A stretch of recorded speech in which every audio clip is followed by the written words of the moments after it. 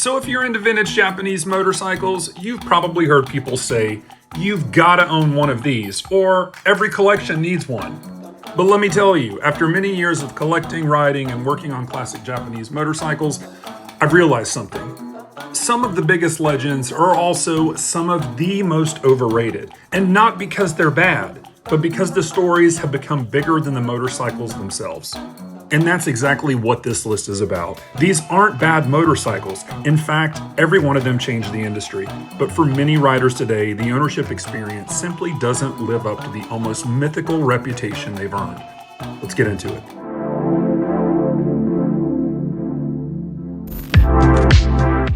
At number 5, the Honda CB750. Okay, so there's no denying the Honda CB750 changed motorcycling forever. It introduced the world to the modern superbike and proved that reliability and performance could exist in the same package. But 50 plus years later, I think its reputation has become larger than the experience of actually owning one. They're smooth, dependable, and easy to appreciate, but they're also heavy, relatively modest performers by today's standards, and they've become expensive simply because of their historical significance. In many situations, a CB550 or even a CB500 can be as more enjoyable of a motorcycle to ride. So the CB750 deserves all the respect it gets, but not every rider needs to own one. Number 4, the Yamaha RD400. Hardly anyone will ever dispute that this RD is one of the most exciting motorcycles ever built. It's lightweight, quick, and the screaming two-stroke engine delivers an experience almost nothing else can match. But actually living with one is a little bit different. Between the smoky exhaust, a really peaky power band, especially if you're just hopping around town, frequent maintenance, and increasingly expensive parts, the romance can wear off pretty quickly. They're fantastic weekend toys, but for many people, the fantasy of owning an RD400 is actually more enjoyable than the reality of living with one. Number 3, the Honda CBX. I just want to get out of the way that the CBX is one of the greatest engineering achievements Japan ever produced. And the 6-cylinder engine just kind of hanging out in the open is enough to stop almost anyone in their tracks. But once that excitement wears off, the reality sets in. 6 carburetors to synchronize, a complicated valve train, expensive parts, tons of heat, and a surprisingly heavy motorcycle make ownership far more demanding than most people expect. It's an incredible machine and one of the coolest motorcycles ever built, but sometimes people fall in love with the engine before they think about what it's actually like to own one. Number 2, the Kawasaki Z1. And before everyone gets mad and starts raging in the comments, yes, I know this is a controversial pick.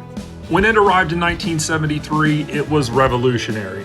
With the 903cc engine, incredible styling, and nearly 80 horsepower, it was one of the fastest production motorcycles in the world at the time and helped create the Japanese superbike category. So why is it on the list?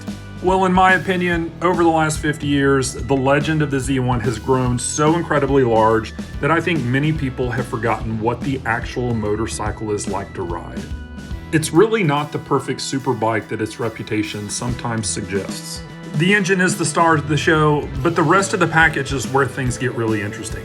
The chassis can feel flexible when pushed hard, the brakes are adequate but not really the standout feature, and the suspension is more focused on comfortable riding than aggressive handling.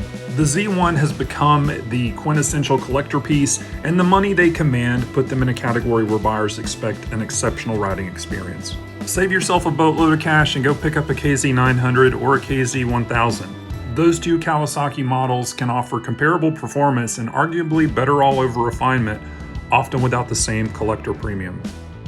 Number 1, the Honda CB350.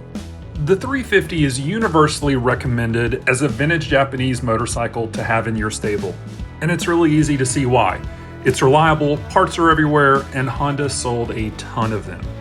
But I think this is the best example of its mythical status completely outgrowing what it actually was. Even in the late 60s and early 70s, the performance was completely modest. Its 325cc 4-stroke was heavy and mild compared to 2-stroke competitors like the Yamaha R5, which would easily walk away from it in both speed and handling. It became a bestseller because it was cheap and accessible, not because it was exceptional. Bottom line here, the CB350 was a sensible basic commuter. Now that hype has pushed prices sky high for what was essentially the Honda Civic of 1970, it's easily the most overrated bike on the list. Guys, remember, overrated doesn't mean bad. Every bike on this list has earned its place in history, and I'd happily own any of them. As a matter of fact, I actually have owned some of them. But my overall point in this video is that simply reputation and ownership experience aren't always the same thing. I'd love to hear what you'd add or remove from the list, so let me know down in the comments. So thank you for watching, and until next time, ride safe and keep the classics alive.